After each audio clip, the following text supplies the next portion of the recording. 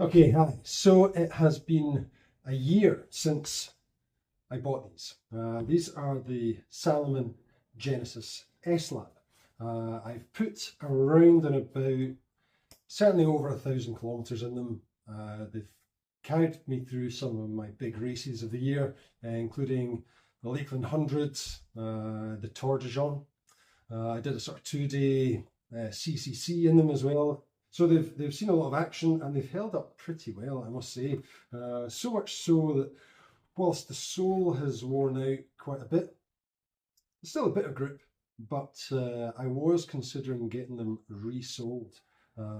But I actually think they're coming towards the end of their, I'm not going to say the end of their life, but end of their racing life. I don't want to set out doing 100-miler in a pair of shoes which you think, well, they might just suddenly fall apart because you've pushed them beyond their lifespan.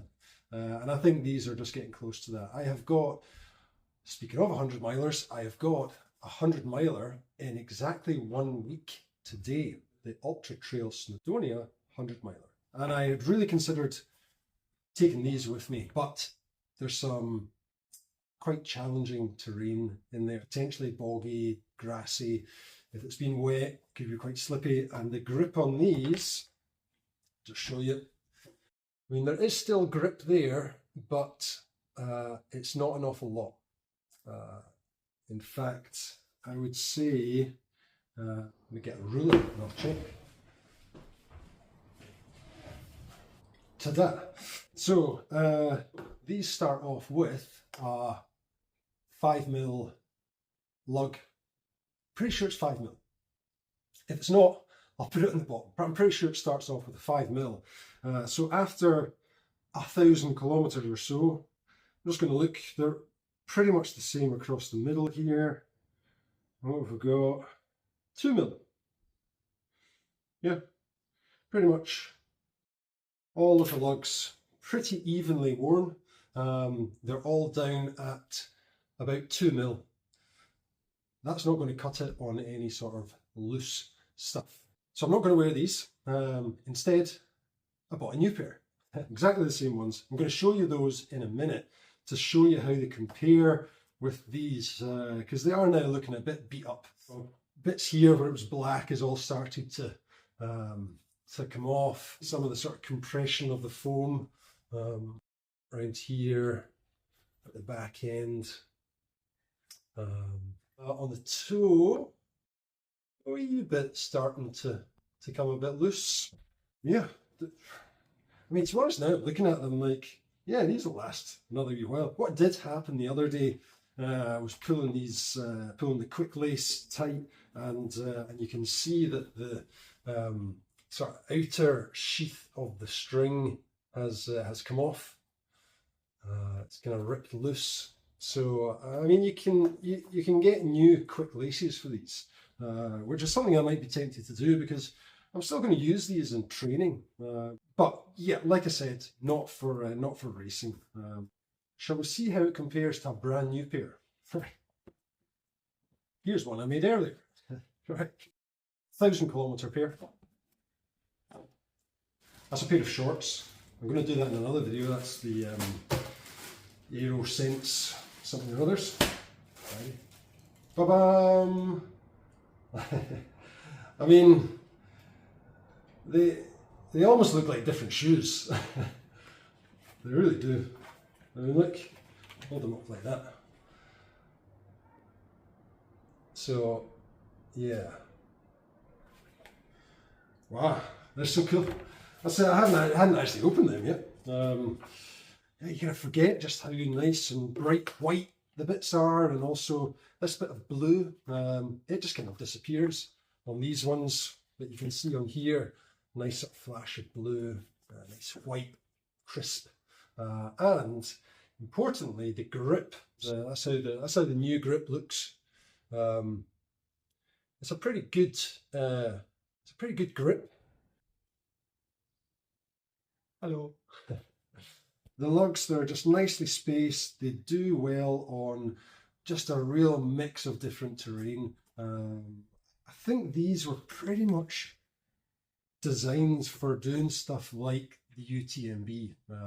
Fairly dry, rocky, quite technical trails. I don't know how much they expect people to use them in Scotland, where there's a lot of mud and a lot of squelchy stuff and running across a lot of grass and slippy slidey. But they do actually well. When they're new, they do well.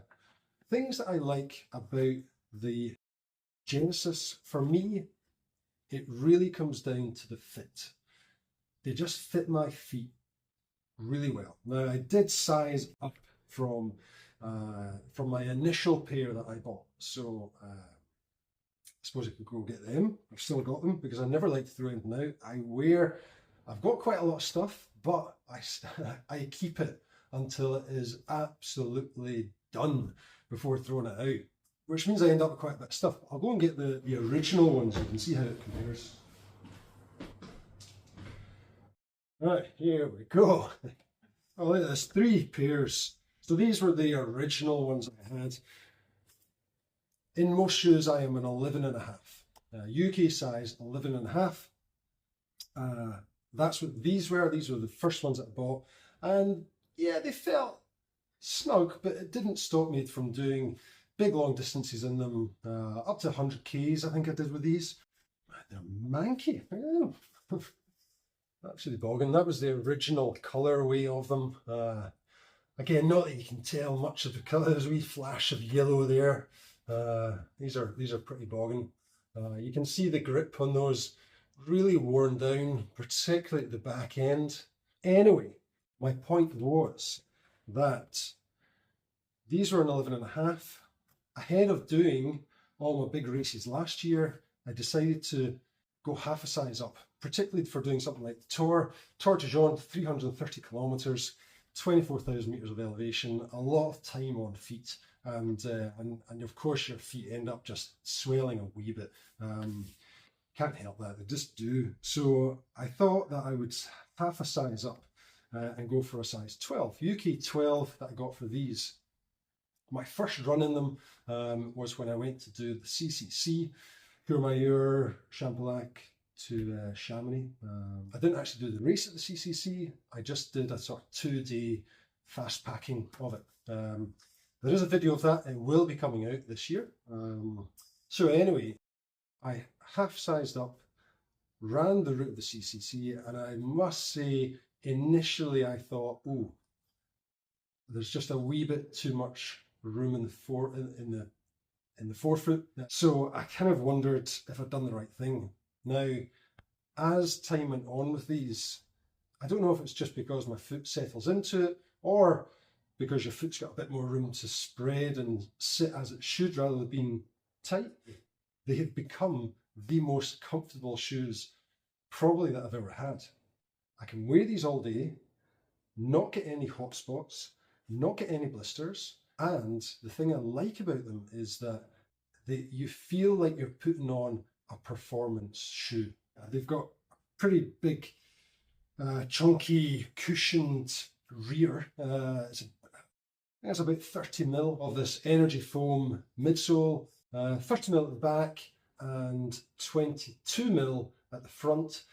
So it's got a drop of 8 mil. Now, what I like about this is that if you're just plodding along some fairly easy trails, the sort of response you get from the heel is pretty bouncy, actually. When it comes to then something technical and, coming down a steep technical descent, the forefoot is really stable. You feel really secure, confident. Anytime that I put on these, I think, yeah, I'm ready to do some good serious running here.